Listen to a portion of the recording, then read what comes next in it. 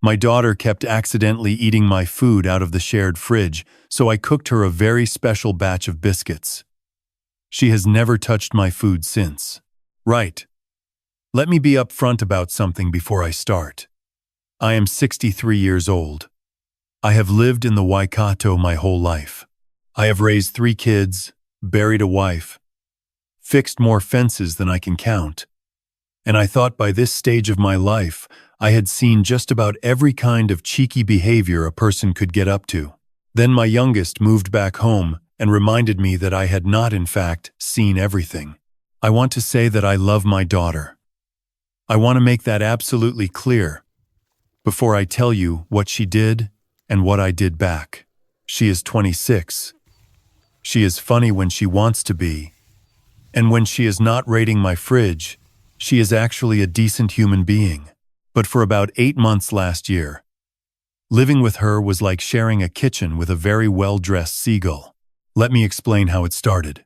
After her flatting situation in Hamilton fell apart, something to do with a landlord dispute and a mold situation that I never got the full story on, she rang me up and asked if she could move back into the house for a bit, just until she sorted herself out. I said yes without hesitating. Because she is my kid, and that is what you do. I cleared out her old room, put fresh sheets on the bed, and even bought a few of her favorite things at the supermarket to have ready when she arrived. Weet-Bix, that particular brand of yogurt she likes, the fancy oat milk that costs twice as much as regular milk, for reasons I have never fully understood. She moved back in on a Friday afternoon. By Sunday morning, my leftover roast lamb from Friday dinner was gone. Now I assumed she had eaten it. I mean, who else? But when I mentioned it, she did this thing I came to know very well over the following months. She sort of tilted her head, looked vaguely past me, and said, "Oh, was that yours? I thought it was just leftovers." Fair enough, I thought. Crossed wires. We had a chat about labeling things in the fridge, and I thought we had sorted it. We had not sorted it. Over the next few weeks, it became a pattern. The slice of quiche I had been saving for lunch gone. The last of the blue cheese I bought specifically for crackers on Sunday evening gone. A whole container of the chicken soup I made from scratch, the one that takes 3 hours because I do the stock properly, gone. Every single time I brought it up, she had an answer ready. "I thought you were done with it. It was just sitting there. I figured you would not mind. I was hungry, and I did not want to wake you up to ask." I tried being more direct. I said, "Look, when something has my name on it, or when something is clearly a meal I have prepared for myself, please, just leave it alone." She nodded. She said, "Of course. Sorry, Dad. I will be more careful." And then 2 days later, the tamarillo jam I had been given by my neighbor, a jar that cannot be replaced, because that neighbor has since moved to Tauranga, disappeared from the top shelf. That was the tamarillo jam. That was the moment things shifted for me. I am not a dramatic person by nature. I do not shout. I do not slam doors. But I stood in front of that empty shelf for a long moment, and I felt something in me go very quiet and very focused. That jam took years of a friendship and a specific climate and a specific tree to produce. It was not replaceable. And she had put it on toast like it was just some supermarket spread. When I asked her about it, she said, and I will never forget this, "It was in the fridge, so I thought it was up for grabs." Up for grabs. Right. Now here is what you need to know about my daughter at this point in the story. She had a new boyfriend, a fellow named Trent, and she was absolutely determined to impress him. She had mentioned about 4 times that he was coming for dinner on the upcoming Saturday evening. She wanted to cook for him. She had been talking about making this pasta dish she had seen somewhere online, something creamy and impressive sounding. She wanted everything to go perfectly. She told me this with the kind of earnest enthusiasm that she usually reserved for things she actually cared about, which made me realize she cared quite a lot about this Trent. Perfect. Now, before anyone starts clutching their pearls, I want to be clear about what I did and what I did not do. I did not tamper with any food she was planning to serve to Trent. I did not put anything in the dinner she was cooking. What I did was simpler than that, and more targeted. I baked a batch of my chocolate chip biscuits, the ones I make from my mother's recipe, and I placed them on a plate on the kitchen bench with a note that said clearly, in capital letters, Dad's biscuit, do not eat. For work meeting Monday. Please. Respect. Underneath the plate, I had mixed a generous amount of something entirely legal, entirely harmless, and entirely effective. A significant dose of fiber supplement powder, the kind that, if you eat enough of it in one sitting, will have your digestive system sending you some very urgent messages within a few hours. Not harmful, not dangerous, in any way. Simply very, very motivating. In terms of finding a bathroom quickly, I used about 3 times the daily recommended amount across the whole batch. Enough to be noticeable. Enough to be memorable. Then I set up my old GoPro on the kitchen shelf, angled toward the bench, tucked behind the bread bin where it was not obvious. I had bought it years ago for a fishing trip and barely used it since. It recorded in a continuous loop. I went to bed that Friday night feeling, I will be honest with you, quite good about things. Saturday morning I was up early as usual. The plate of biscuits was still there, undisturbed. I had my breakfast, did some jobs in the garden, and checked the camera feed on my phone. Nothing. Around 11 o'clock I heard her come downstairs, and I retreated to my shed, which is my preferred location when I want to observe the natural behavior of household wildlife without disturbing it. I watched the phone screen. She came into the kitchen in her dressing gown, put the kettle on, opened the fridge, closed the fridge, and then turned and saw the biscuits. I watched her read the note. I watched her look around. I think she was checking if I was in the kitchen, and then I watched her take one biscuit, then another. Then she stood there eating a third one while she scrolled on her phone waiting for the kettle to boil. She put the plate back exactly as she had found it, including replacing the note on top. She made her tea and wandered back upstairs. 4 biscuits. Gone. I put my phone in my pocket and went back to pruning the roses. Trent arrived at 6:30 that evening. I heard the doorbell from the lounge where I was watching the news. And I heard my daughter doing that particular voice she uses when she is being charming, the slightly higher-pitched version of herself. I said hello to Trent in the hallway, shook his hand, seemed like a reasonable sort of bloke, bit young-looking, decent handshake, and then I retreated back to the lounge with my cup of tea. I had moved the GoPro to a different position by then. It was now sitting on the bookshelf in the hallway, pointed toward the kitchen and lounge area. Call it thoroughness. 7 o'clock. Dinner was served. I could hear them laughing in the dining room and the sound of forks on plates. I turned the television down a little. 7:20. I heard my daughter's laugh go slightly tighter. Not quite her normal laugh. A little more effortful. 7:35. This is when things got interesting. I heard a chair scrape. Then her voice, too bright, too breezy. Just popping to the bathroom.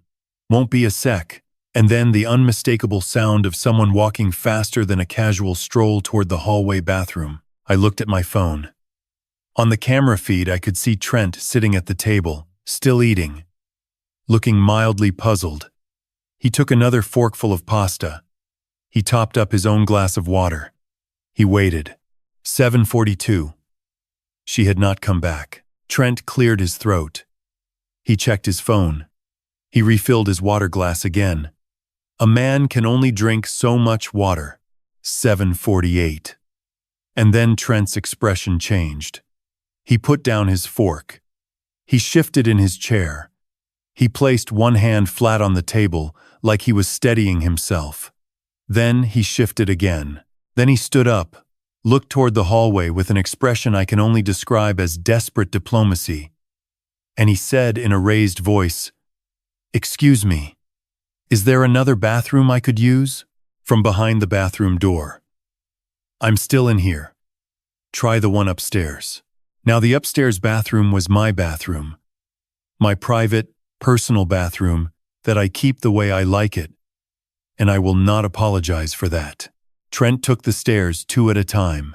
I sat in my lounge with my cup of tea, watching this unfold on a 3-inch screen, and I pressed my hand over my mouth because I was not going to laugh out loud in my own lounge on a Saturday evening. I am 63 years old and I have some dignity. I did not have much dignity. I had to put down the tea. 8 o'clock. Both bathrooms occupied. The pasta cooling on the table. Trent came downstairs looking like a man who had just completed a significant personal challenge and wanted very much to pretend it had not happened. He sat back down at the table. He did not pick up his fork again. 8:10. My daughter emerged from the bathroom looking like she had reconsidered several things about her life. Hair slightly damp at the temples. Moving carefully, she sat down across from Trent, and there was a silence between them that had a texture to it. She looked at the remaining pasta. She did not eat more pasta. They sat there for about 20 minutes, talking in lower voices than before. I think they were both trying to behave as if the previous 40 minutes had been entirely normal. The conversation had a slightly shell-shocked quality to it.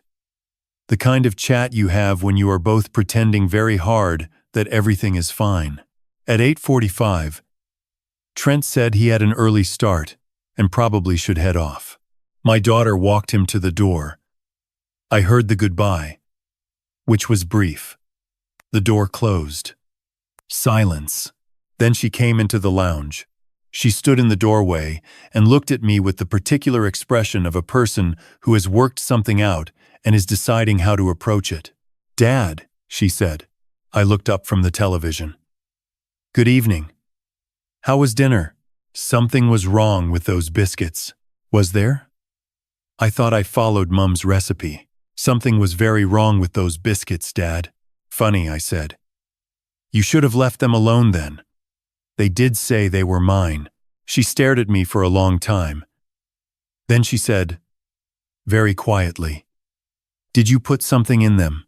"I put the usual ingredients," I said.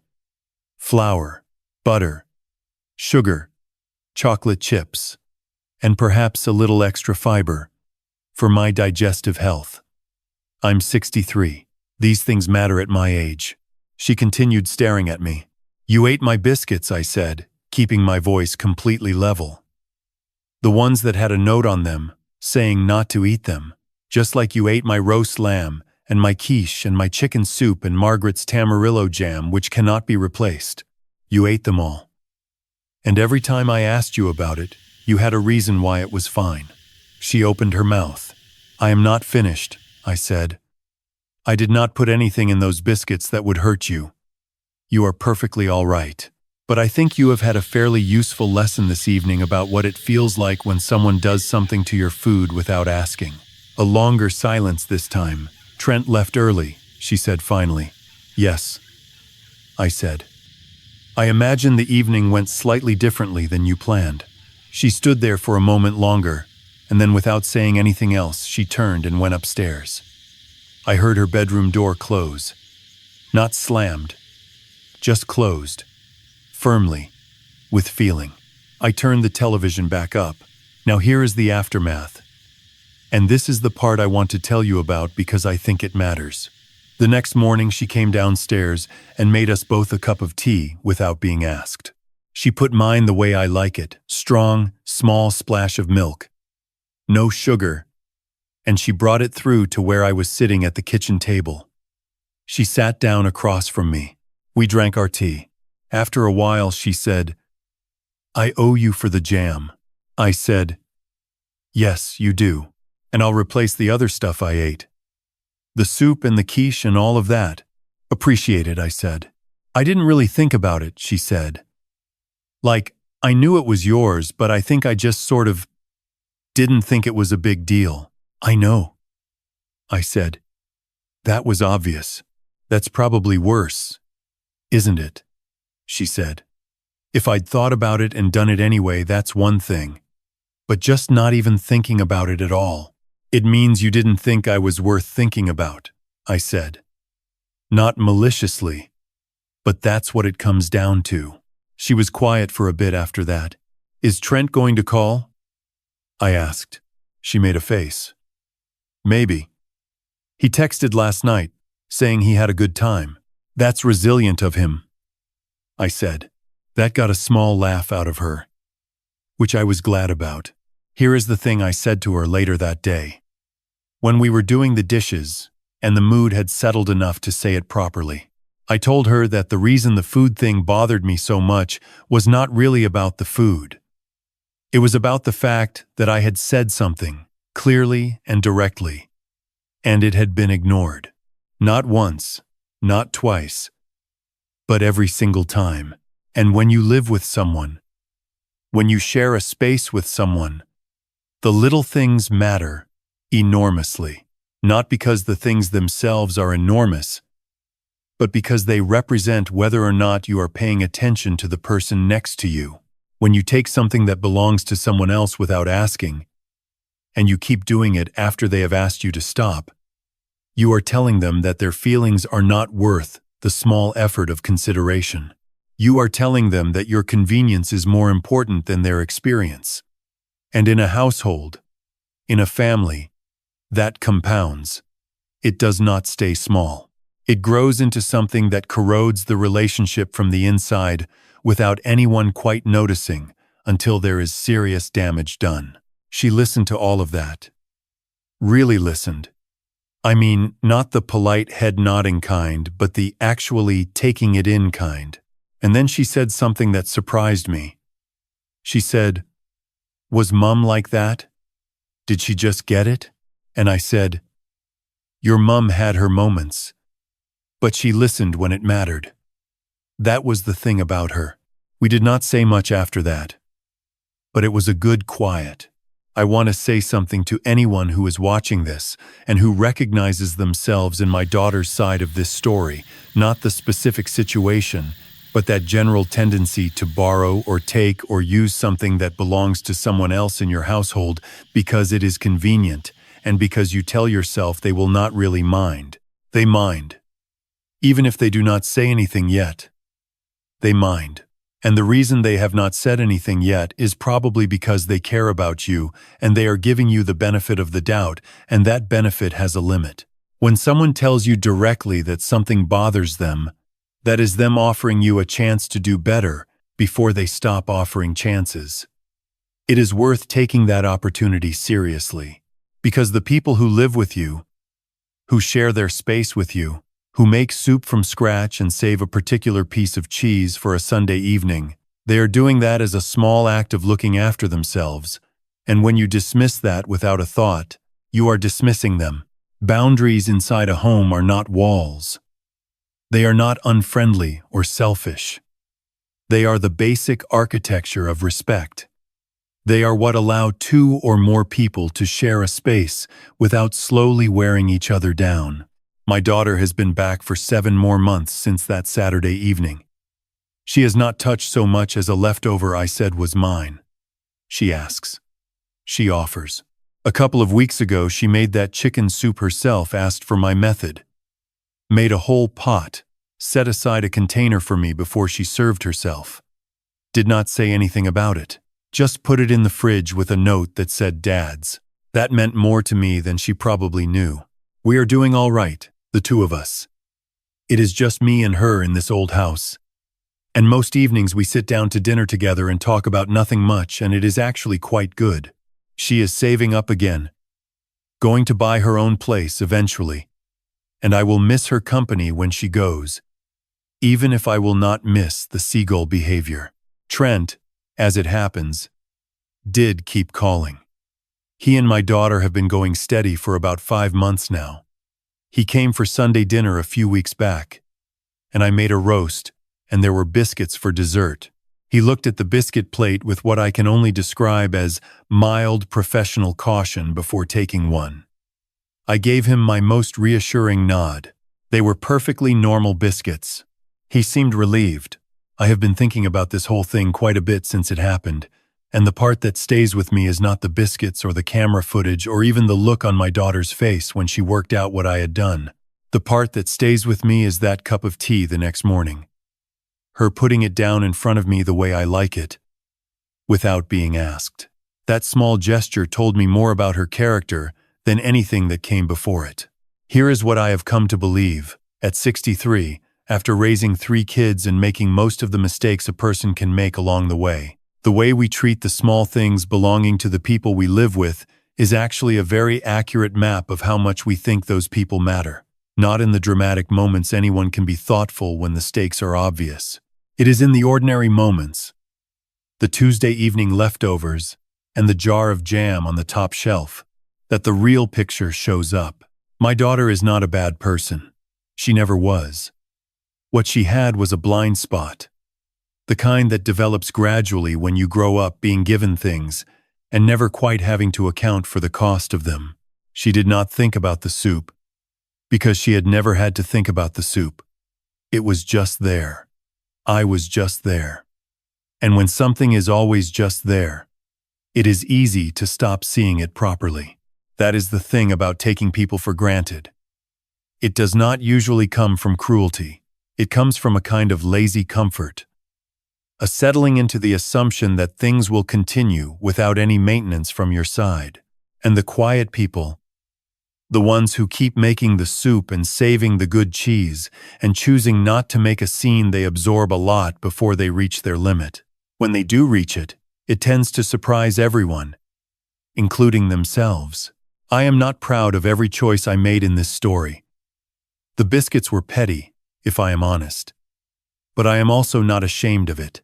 Because what came after that conversation at the kitchen table, the acknowledgement, the shift in how she moves through this house that could not have happened without something cracking things open first. Sometimes the lesson has to arrive with a bit of urgency before it lands properly. What I am proud of is that we talked, really talked, and that she had the character to sit with the discomfort and come out the other side of it willing to do differently. That takes something. Not everyone has it. I have known grown adults who would have sulked for a fortnight and decided I was the villain of the story. She did not do that. She thought about it, and she changed. That is not nothing. That is actually quite a lot. If there is anything worth taking from all of this, it is simply this. The people sharing your space are making 1,000 small efforts every day that you probably do not notice. The tidying up, the cooking, the replacing of things, the quiet maintenance of a household. Pay attention to those efforts. They are not automatic. They cost something, and the person making them would very much like to know, now and then, that you see it. Look after the people who look after you. It is not complicated, but it does require you to look up from your own convenience long enough to notice them standing there.